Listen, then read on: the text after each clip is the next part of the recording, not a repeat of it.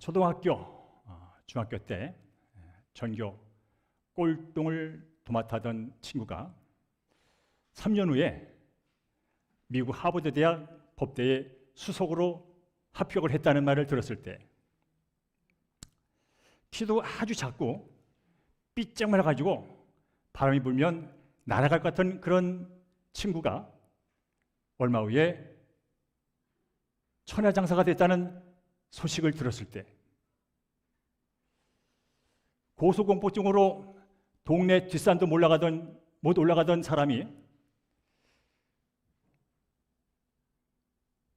장난감 비행기만 봐도 둘둘둘 떨던 사람이 에베레스트 최고봉을 올라갔다는 소식을 들었을 때 여러분은 어떤 반응을 할 것 같습니까? 아이고, 그랬구나, 대단하네 라고 겉으로 말할 수도 있겠지만 속으로는 에이, 그런 일이, 에이, 뻥치지 마, 그렇지 않겠습니까, 여러분? 오늘 본문에도 그런 반응이 나옵니다. 예수님이 죽었다가 살아났어요 라고 여자들이 제자들에게 달려가서 말을 했더니 제자들이 허탄한 소리 하지 마 하면서 믿지 않았대요. 허탄한 것은 거짓말하지 마, 망령된 말하지 마, 꾸며 얘기하지 마, 어떻게 죽은 사람이 살아나, 거짓말하지 마, 그런 뜻이에요.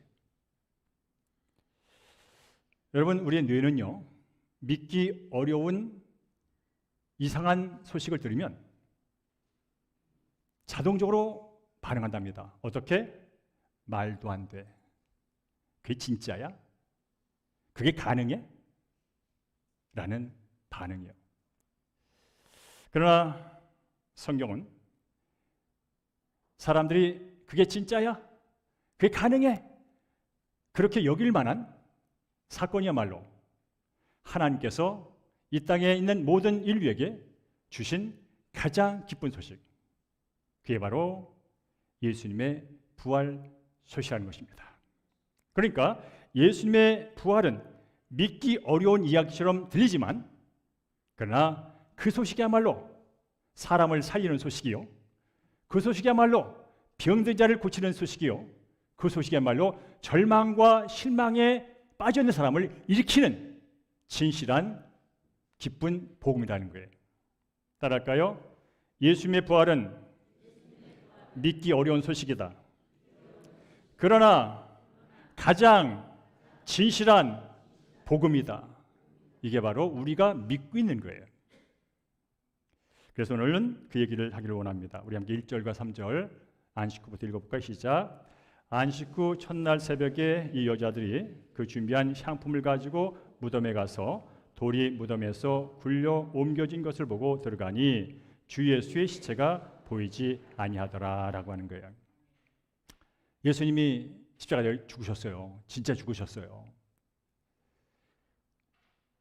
두 손에 mol이 박히고 두 발에 못이 박히고 옆구리에 창이 찔려가지고 온몸에 물과 피를 다 쏟았어요. 이러고도 살 사람은 없어요. 정말 죽었다니까. 그리고 무덤에 장사됐어요. 이 여인들이 3일 전에 그걸 다 봤어요. 죽으셔서 무덤에 안치되는 걸 봤다니까. 그리고 나서 3일 후에 아침에 그 예의를 갖추기 위해서 그 시체의 그 냄새도 나잖아요. 그런 것들을 좀 더 완화시키는 여러 가지 장례 예식의 하나의 절차로서 향품을 마련해 가지고 이제 예수님의 무덤가에 찾아간 거죠. 그런데 가보니까 굳게 달렸던 돌문이 열려 있는 거예요. 이게 무슨 일이지? 해서 안에 들어보니까 뭐라고요? 곤히 누워 있어야 할 예수님의 시신이 없는 거예요. 그야말로 충격에 빠진 거죠. 도대체 어떤 놈이 누가 이런 못된 짓을 했어라고 소리를 칠 만한 일이죠. 그때 천사가 나타나서 이 여인들에게 말을 합니다. 어찌하여 살아있는 자를 죽은 자 가운데서 찾느냐? 여기 계시지 않고 살아나셨느니라. 왜 살아있는 사람을 무덤에서 찾아? 왜 살아있는 분을 이 빈 무덤에서 찾느냐고 그렇게 말을 한 겁니다. 여러분, 이 예와 뭐 큰 정확한 관련은 없지만 그런 생각을 해봤어요. 어린 아이가 이제 로봇 장난감을 갖고 놀다가 그러면 고장이 났어요. 그 순간 아이는 어떤 반응을 보이냐면요, 울어요, 울어. 내가 갖고 놀던 이 장난감이 고장나서 더 이상 이것과 놀 수 없다는 생각이 팍 드는 순간 그는 웁니다.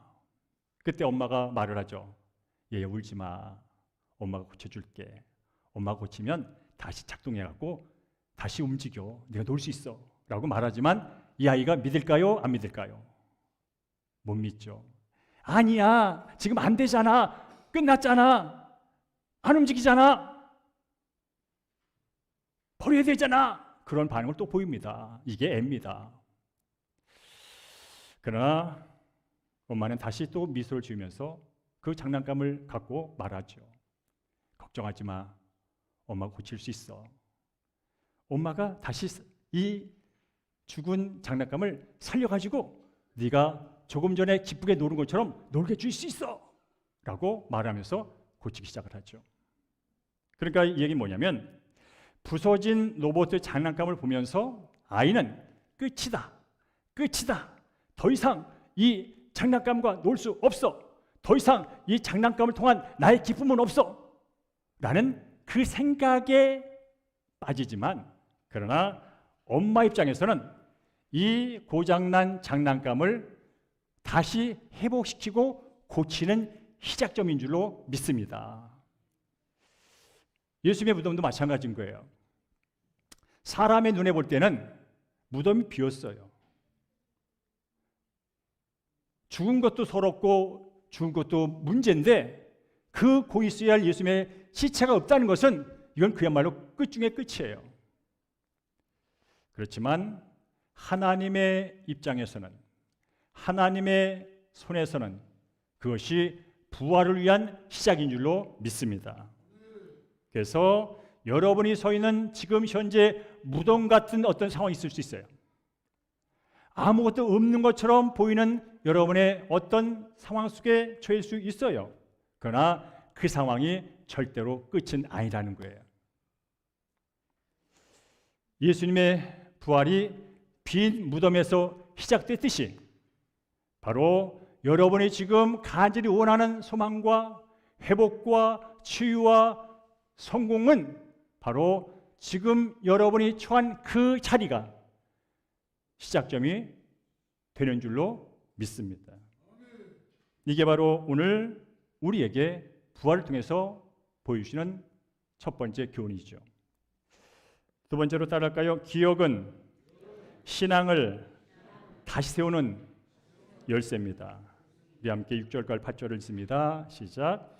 너희에게 이렇게 말씀하셨는지를 기억하라. 이르시기를 인자가 주인의 손에 넘겨져 십자가에 못 박히고 다시 살아나라 하리라 하셨느니라. 한데 그들이 예수의 말씀을 기억하고 여러분 기억하고라는 단어를 기억하세요. 천사들이 당황해 있는 여인들에게 말하는 거예요. 기억해봐.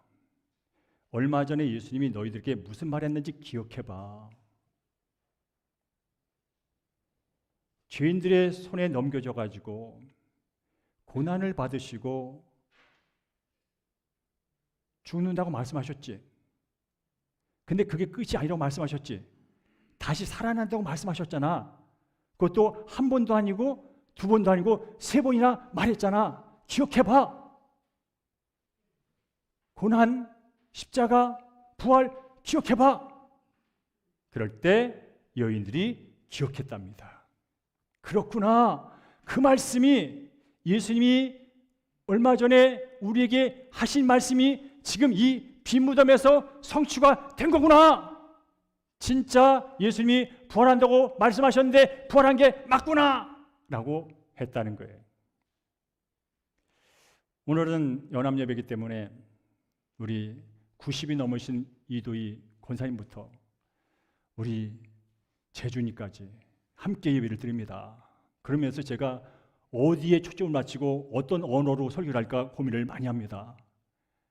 어른 중심으로 하면 애들이 못 알아듣고, 애들 중심으로 하면 어른이 무슨 얘기하냐고 그럴 것 같고, 최소한 제가 예화는 누구나 알아들 수 있는 쉬운 예화를 준비했습니다. 어느 학생이 수학 시간에 문제를 풉니다. 근데 도통 안 풀리는 거예요.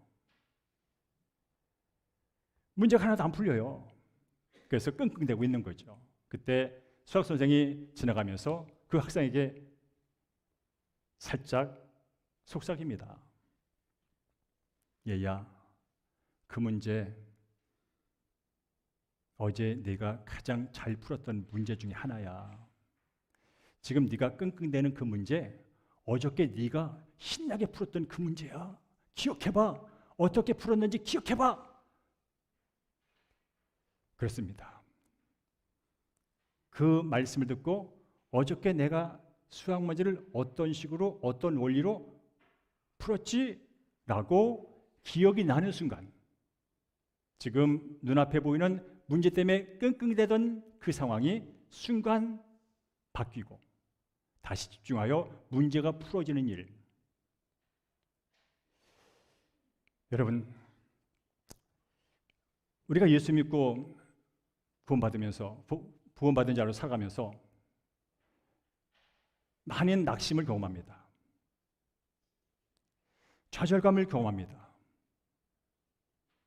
어떤 때는 멘붕에 빠지기도 합니다. 성적이 좀 나쁘면 낙심하고, 열심히 일했는데 돈이 좀 안 벌리면 낙심하고, 또 가족과 친구의 사이가 안 좋으면 낙심하고, 더 나아가서 건강을 잃으면 낙심합니다.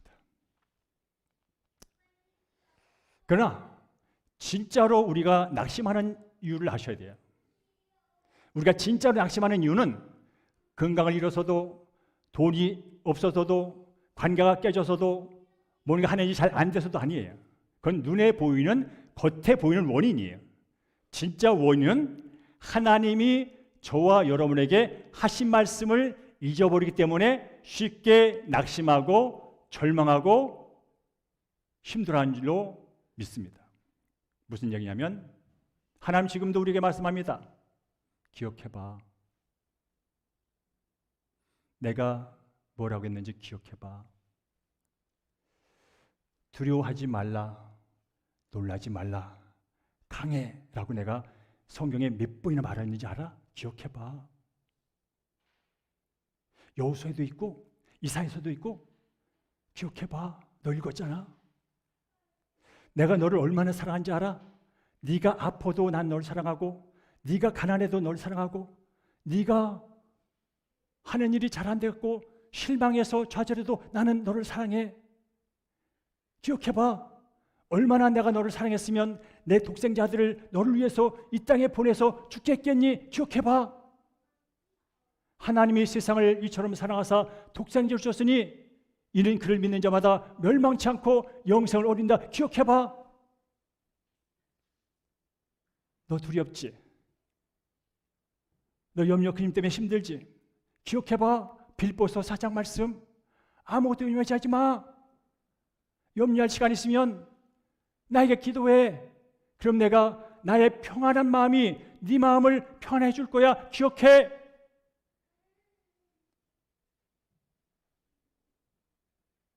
나는 너를 보배처럼 여겨. 너는 나의 가장 값진 보화야. 기억해봐. 우리가 왜 낙심하고 좌절하면 하나님이 하신 말씀을 잊어서 그래요. 하나님은 나보다, 내가 만난 문제보다 크신 분이라는 사실을 잊어서 그래요. 그래서 우리는 날마다 말씀을 붙드는 거예요. 말씀을 붙드는 것은 하나님이 내게 하신 말씀을 늘 기억하는 거예요.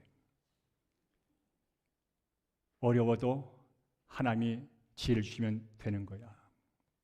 힘들어도 성령이 도와주시면 되는 거야.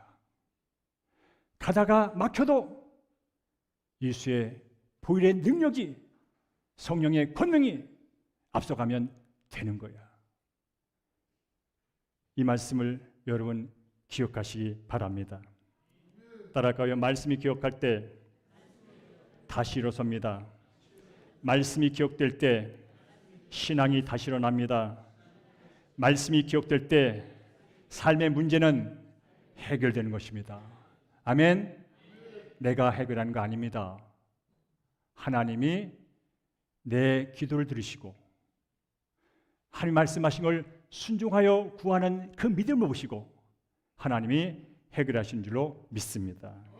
우리 함께 11절과 12절 말씀을 읽습니다. 시작. 사도들은 그들의 말이 허탄한 듯이 들려 믿지 아니하나 베드로는 일어나 무덤에 달려가서 구부려 들여다보니 세마포만 보이는지다. 그 된 일을 보고 놀랍게 여기며 집으로 돌아가니라. 아멘. 여러분 베드로 잘 아시죠? 베드로가 누구냐면요, 오늘 이 본문 읽기 전에 어떤 일을 저질렀냐면 예수님을 모른다고 3번이나 부인했어요. 3년 동안 그 수많은 기적을 보고 3년 동안 그 주옥 같은 얘기를 듣고, 그리고 마지막에는 다른 제자는 몰라도 예수님 저는요, 예수님이 감옥에 가면 저도 예수님 따라 감옥 갈 거고요, 예수님이 달려 죽으면요 저도 함께 죽을 거요, 이렇게 호언장담했던 사람입니다. 그런데 그가 예수를 모른다고 3번을 부인합니다. 여러분, 이 부인 후에 오는 이 쪽팔림, 이 죄책감, 이 얼마나 큰지 아세요, 여러분? 와, 내가 이것밖에 안 되는구나.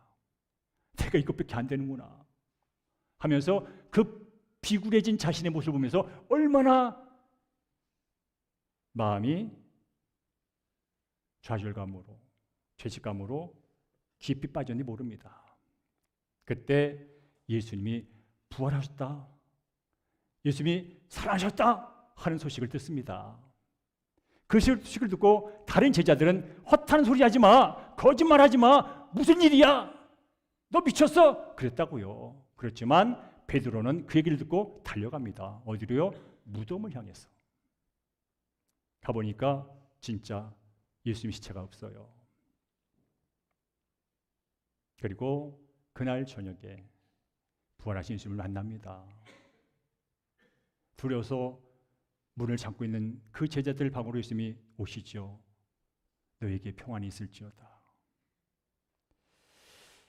부활하신 살아계신 예수님, 죽지만 다시 살아서 영원한 왕이 되신다고 말씀하신 그 예수님을 만난 순간, 그리고 갈릴리 디베라 바닷가에서 예수님께 다시 네가 나를 사랑하느냐는 그 3번의 질문 앞에 주가 나를 사랑하신 줄 주님께서 아십니다라고 고백한 후에 그는 예수 부활을 위해, 예수님 부활하셨어요, 이 복음을 전파하다가 십자가에 거꾸로 매달려 순교합니다.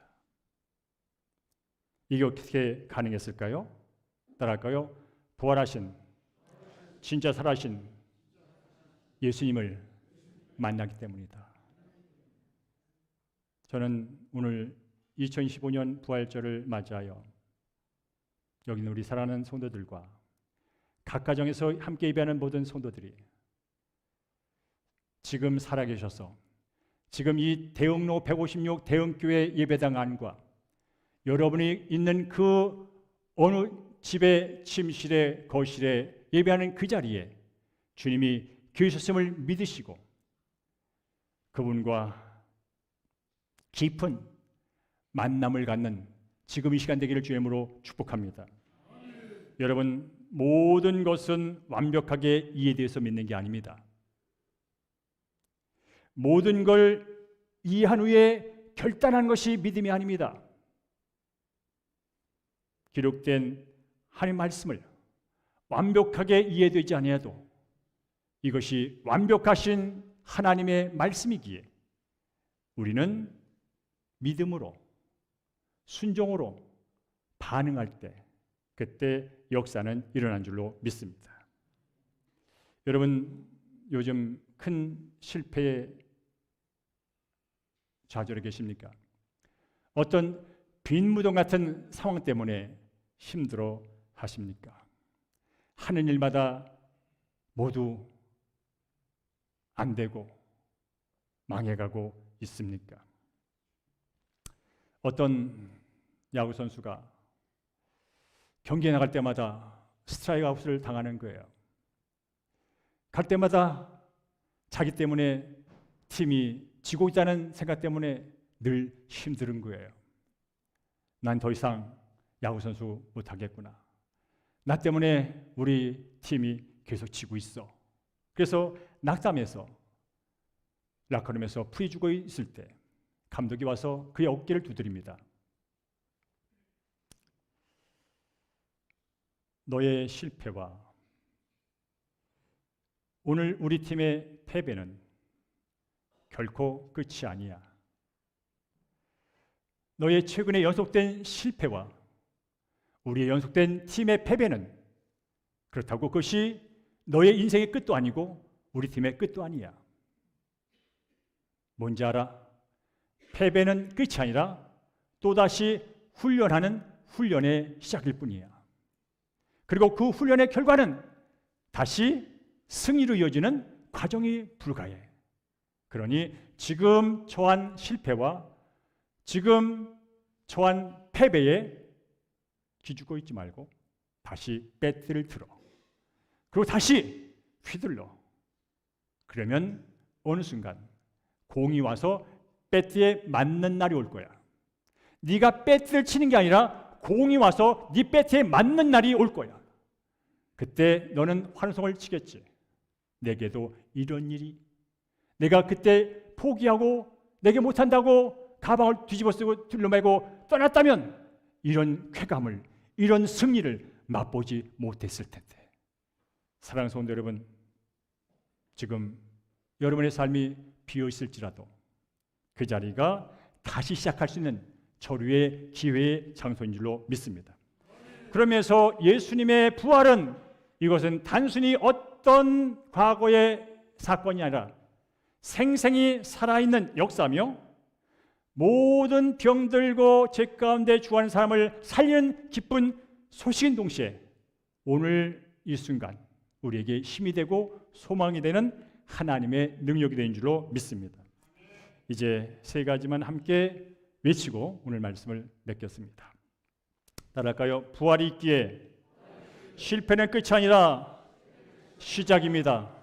부활이 있기에 어떤 상황에서도 희망을 가질 수 있습니다.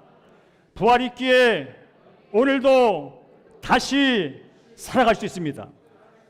제가 부활이 있기에만 제가 할 거예요. 여러분 뒷부분 여러분이 하세요. 부활이 있기에, 부활이 있기에, 부활이 있기에. 그렇습니다. 예수님의 부활의 소식은 돈 많고 건강하고 교양 있는 완벽한 사람을 위한 소식이 아닙니다. 병들고 의심하고 상처 입고 수많은 실패 가운데 포기하는 사람들을 위해서 주어진 기쁜 소식입니다. 그러면서 예수님은 지금 요한복음 14장 19절 말씀 계속 이렇게 말씀합니다. 따라할까요? 내가 살아있다. 그리고 너도 살 것이다. 내가 살아있다. 그리고 너도 살 것이다. 2000년에 부활하신 예수님이 지금 이 자리에 살아계신 줄로 믿습니다. Jesus is here. 예수님이 이 자리에서 오늘 예배도 받으시고 여러분의 마음도 만져주시고 여러분의 고통도 위로하시고 여러분의 병도 고치시고 무엇보다 여러분 속에 있는 의심의 벽을 뚫으셔서 오직 예수님만이 살 길이다 하는 믿음을 그분께서 성령을 통하여 주실 줄로 믿습니다. 다만 주간도 부활하신 예수님과 함께 어떤 처지, 어떤 상황에 처진 간에 거기서 승리의 기쁨을 맛보기를 주의 이름으로 간절히 축원합니다.